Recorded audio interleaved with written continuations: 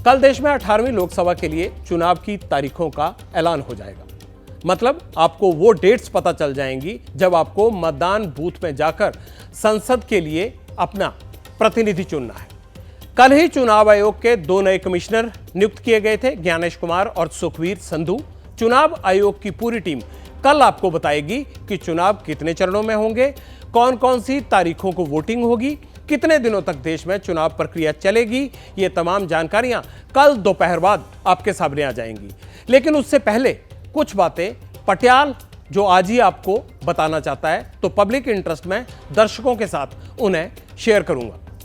इस बार चुनाव में मतदान की शुरुआत दक्षिण भारत से हो सकती है। ये जानकारियां कंफर्म नहीं है, ऐसी हमें जानकारी पता चली है जो आपसे साझा कर रहे हैं। और इसमें सबसे पहले तमिलनाडु, केरल, कर्नाटक, आंध्र प्रदेश, तेलंगाना, ओडिशा में पोलिंग हो सकती है, क्योंकि देर करने के कारण यहां मौसम गर्म हो जाता है और इसका असर मतदान पर पड़ सकता है।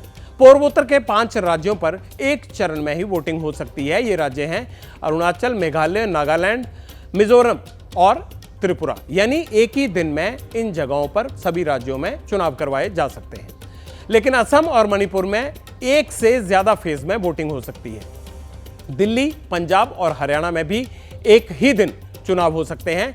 राजस्थान की 25 सीटों के लिए 2 से 3 चरणों में मतदान हो सकता है। मध्य प्रदेश की 29 सीटों के लिए 3 से 4 फेज में चुनाव हो सकता है। सबसे ज्यादा 80 सीटों वाले उत्तर प्रदेश का है और 40 सीटों वाले बिहार का भी।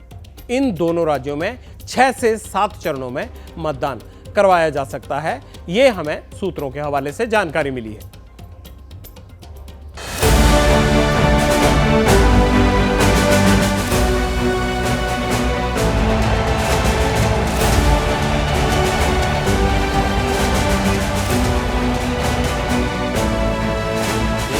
ने तो मन बना लिया है कि लोकसभा का चुनाव होगा, अब फिर एक बार मोदी सरकार बनानी है।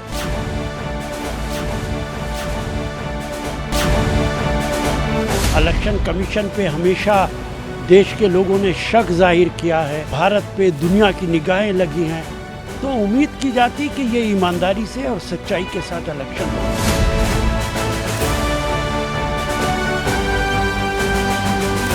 दस साल से जो नकाब भारतीय जनता पार्टी ने पहना हुआ था, वो इस इलेक्टोरल बॉन्ड से वो नकाब उतर गया है और इस चुनाव में इन इलेक्टोरल बॉन्ड्स का बहुत बड़ा असर होने वाला है।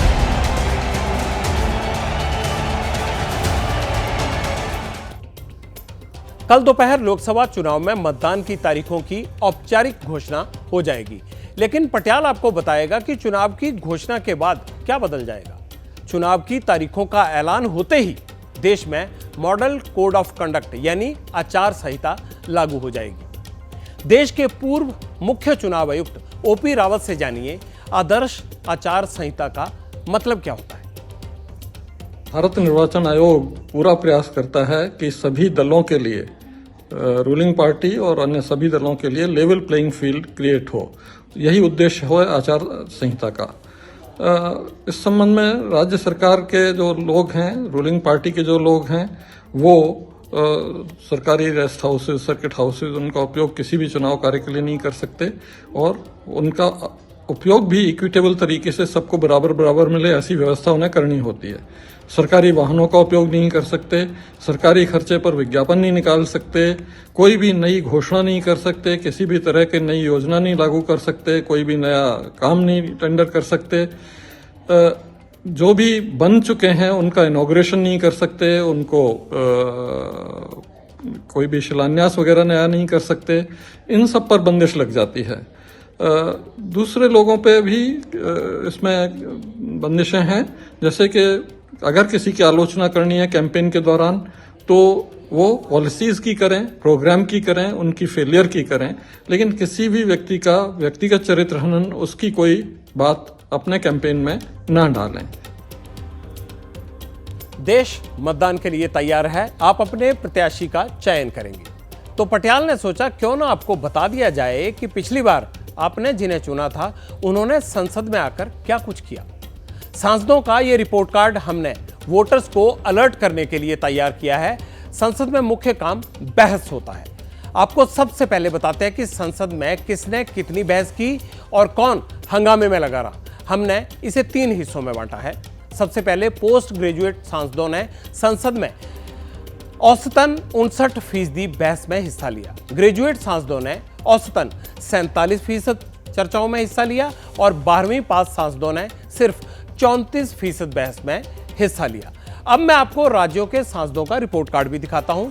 लोकसभा में किस राज्य के सांसद सवाल पूछने में आगे रहे। 17वीं लोकसभा में महाराष्ट्र के सांसदों ने सबसे ज्यादा 370 सवाल पूछे। आंध्र प्रदेश के सांसदों ने 275 सवाल पूछे। राजस्थान के सांसदों ने 273 प्रश्न पूछे। केरल के सांसदों ने 268, ये राज्यवार सिलसिला है। तमिलनाडु के सांसदों ने 257, झारखंड के सांसदों ने 243, 215 सवाल तेलंगाना के सांसदों ने भी उठाए। 206 सवाल मध्य प्रदेश के सांसदों ने पूछे। 204 सवाल ओडिशा के सांसदों ने पूछे और गुजरात के सांसदों ने पूछे। कितने सवाल? 201 सवाल। सांसदों की सक्रियता पर उनकी आयु भी बड़ा असर रखती है। जिसकी जितनी एज होती है उस हिसाब से उनकी सक्रियता रहती है। 60 साल से कम उम्र वाले सांसदों ने 17वीं लोकसभा में 226 सवाल पूछे। 60 साल से ज्यादा उम्र वाले सांसदों ने कितने सवाल पूछे? 180 सवाल पूछे। और 6 से ज्यादा बार लोकसभा पहुंच चुके सांसदों ने सिर्फ 106 सवाल पूछे। तो ये उम्र वाले सांसदों का आंकड़ा है। सबसे ज्यादा 447 सवाल एनसीपी यानी जो शरद पवार की पार्टी है उनके सांसदों ने पूछे। शिवसेना के सांसदों ने 385 सवाल पूछे, ये पार्टी वाइज है। डीएमके के सांसदों ने 269 सवाल पूछे। कांग्रेस के सांसदों ने 216 सवाल पूछे। बीजेपी के 300 प्लस सांसदों ने सिर्फ 180 सवाल पूछे। 17वीं लोकसभा में सांसदों की परफॉर्मेंस से जुड़ी एक और जानकारी आपसे साझा करता हूं। सबसे ज्यादा सवाल पूछने वाले सांसद कौन रहे? लोकसभा में एआईएमआईएम के 2 सांसद हैं, दोनों ने मिलकर 640 सवाल पूछे। रेवोल्यूशनरी सोशलिस्ट पार्टी में अकेले सांसद ने लोकसभा में 270 सवाल पूछे। ये इकलौते का आंकड़ा है। हम आपको बहस और चर्चा में शामिल होने का रिकॉर्ड भी बताते हैं कि किसका कैसा रिकॉर्ड रहा। बीएसपी बहुजन समाज पार्टी के सांसद लोकसभा में सबसे ज्यादा 131 बहस में शामिल हुए। कांग्रेस के सांसदों की 63 चर्चाओं में हाजिरी रही, हिस्सेदारी रही।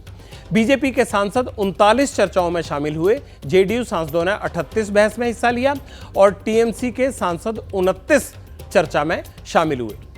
अब मैं आपको 2 बातें और बहुत महत्वपूर्ण बताता हूं। 17वीं लोकसभा के बारे में बताना इसलिए वो जरूरी है क्योंकि सरकार की सक्रियता और सांसदों की अलर्टनेस का अंदाजा आपको उससे हो जाएगा। केवल 20% बिल कमेटियों को रेफर किए गए, जबकि पहले 60% तक बिल कमेटियों को भेजे जाते थे। इससे कानूनी प्रक्रिया में लोगों की सहभागिता बढ़ती है। जनहित के मुद्दों पर मंत्रियों के खुद से बयान देने के मौके केवल 28 बार आए, पहले ऐसा 67 बार हो जाता था। अब अगली बात सुनिए। आप एक और ईमानदार और एक्टिव सांसद को चुनने जा रहे हैं। इसके लिए चुनाव आयोग देशव्यापी तैयारी में लगा हुआ है। देश में वोटरों की संख्या बढ़ गई है, जाहिर है चुनाव का खर्च भी बढ़ेगा। 1951 में सबसे पहले लोकसभा चुनाव में 10 करोड़ 50 लाख रुपए खर्च हुए थे और 2014 के जो लोकसभा चुनाव थे उन्हें करवाने के लिए 3,870 करोड़ रुपए खर्च हुए। 2014 में आपके एक वोट के लिए 46 रुपए का खर्च हुआ। आपको ये जानकारी देने का पता है क्या मतलब है? बस इतना मतलब है कि इस बार चुनाव में अपने वोट के अधिकार का इस्तेमाल आपने जरूर करना है और अपना वोट डालने से पहले ये अच्छी तरह से परख लेना है कि जिसे आप सांसद बनाने जा रहे हैं वो उसे अपनी जिम्मेदारी का पता है और संसद में वो सिर्फ आपके हित को सबसे ऊपर रखेगा या नहीं, ये तय कर लें। जैसे ही घड़ी का काटा दोपहर 2:30 पे आए, बबीता जी का दिल सास बहू साजिश के लिए मचल जाए। और ये है इनकी बहू, पूरे दिन ऑफिस की टेंशन हो जाए गॉन जब ये करें अपना फेवरेट शो फ्री टाइम पे ऑन। इनकी तरह आप भी देखें अपना फेवरेट शो अपने टाइम पर और डाउनलोड कीजिए एबीपी लाइव ऐप अपने स्मार्ट टीवी पर।